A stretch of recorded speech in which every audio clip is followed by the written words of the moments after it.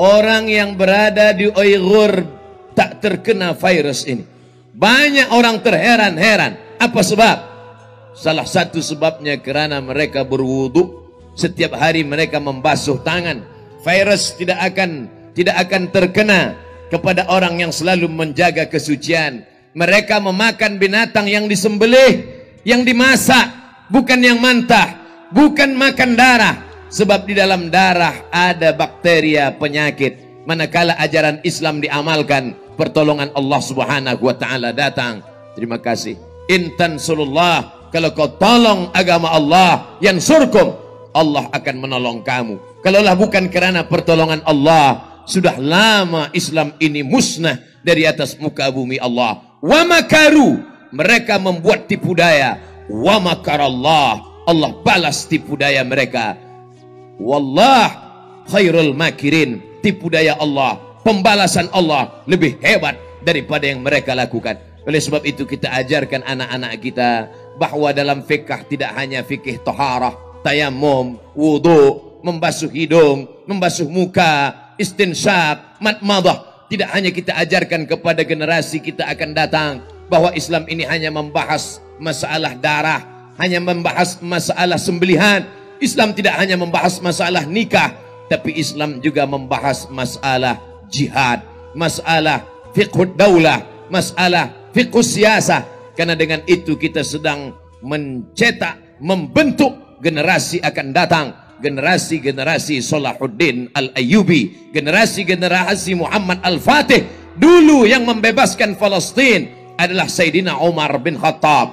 Selesai Umar bin Khattab, datang Salahuddin Al-Ayyubi. Berakhir masa Salahuddin, datang masa generasi Muhammad Al-Fatih. Tiganya mewakili suku bangsa di dunia. Umar bin Khattab, Arab Quraisy. Salahuddin Al-Ayyubi, suku Kurdi. Muhammad Al-Fatih, suku Turki. Arab Quraisy sudah, Kurdi sudah, Turki sudah. Melayu akan datang. Jangan lupa, Melayu akan bangkit, akan datang. Sebab kita belum pernah mendapat giliran itu. Kurdi sudah, Quraisy sudah, Arab sudah, Afrika sudah. Bila Afrika diberikan Allah, manakala hijrah yang pertama bukan ke kota Al-Madinah Al-Munawwarah, hijrah pertama ke Afrika. Negeri itu bernama Abyssinia. Abyssinia adalah Ethiopia. Ethiopia dulu adalah negeri yang pernah berkuasa. Di antara sebab Nabi salat gaib ketika Najasyi penguasa Ethiopia meninggal dunia, Nabi kumpulkan sahabat, Nabi salat, jenazahnya tak ada. Sebab jenazah tak ada, itulah maka disebut dengan salat gaib. Kenapa? Karena Nabi mendoakan Najasyi. Apa jasa Najasyi terhadap perjuangan Islam? Kerana Najasyi memberikan perlindungan kepada rombongan Ja'far bin Abi Talib, saudara kandung dari Ali bin Abi Talib, yang hijrah mendapatkan perlindungan oleh Najasyi. Afrika sudah pernah, Quraisy sudah pernah, negeri Syam sudah pernah, tapi negeri Melayu insya Allah bangkitkan semangat itu. Begitu yang diajarkan oleh ayahanda dari Muhammad Al-Fatih. Saat dia memandikan anaknya, apa yang dia katakan? Wahai anakku, di seberangmu ada kekuasaan yang besar. Aku ingin nanti sampai masanya, engkau remaja, engkau dewasa, engkau akan merebutnya, engkau akan bersyahadat di sana.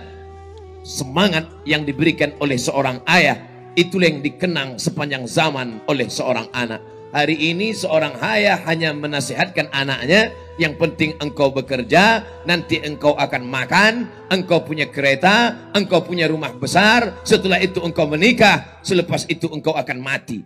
Kalaulah hanya itu cita-cita seorang ayah, apa beza kita dengan haiwan yang hanya hidup, selepas hidup tidak ada misi dalam hidupnya, tak ada cita-cita tertinggi. Cita-cita tertinggi orang Islam adalah asy-syahadah asma amanina, menjadi syahid adalah mimpi terbesar.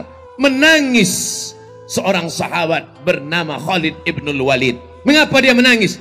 Karena setiap jengkal badannya ada bekas tusukan tombak, ada luka pedang, ada luka anak panah. Tapi dia menangis di atas tempat tidur mati sebagai seorang tua, bukan sebagai seorang syahid. walaupun pahala syahid sudah dia dapatkan, berkali-kali dia ikut berperang bersama Rasulullah sallallahu alaihi wasallam. Syahid kita sekarang adalah syahid menuntut ilmu. Man kharaja fi talabil ilmi, siapa yang keluar rumah menuntut ilmu, fahuwa fi sabilillah, maka dia termasuk orang yang berjihad fi sabilillah hatta yarji'a. Yang pertama, maka hendaklah orang Islam punya kekuasaan. Kesempatan ini saya sampaikan 3 hal. Yang pertama, umat Islam mesti menggenggam tampuk kekuasaan. Sudah habis 20 menit. Di mana-mana saya tetap sampaikan tazkirah 60. 20, 20, 20. 60 menit sesuai yang tertulis, 600 ml.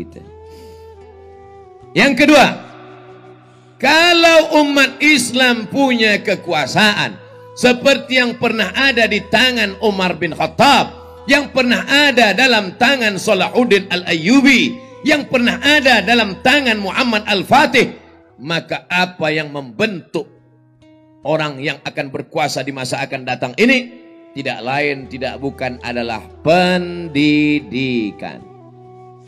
Muhammad Al-Fatih tidak mau membaca Al-Quran, tapi ayahnya keras. Datang ayahnya, dia panggil ulama 2 orang. Yang pertama bernama Aga Syamsuddin, yang kedua bernama Maula. Yang kedua adalah pertama Aga Syamsuddin, yang kedua Maula, lupa nama Maula apa. Maka datanglah 2 orang ini membentuk pikirannya, akidahnya, ilmunya, fikahnya, sehingga dia menjadi seorang yang alim. Berapa umur dia saat dia menaklukkan Konstantinopel? Umur Muhammad Al-Fatih berumur 21 tahun.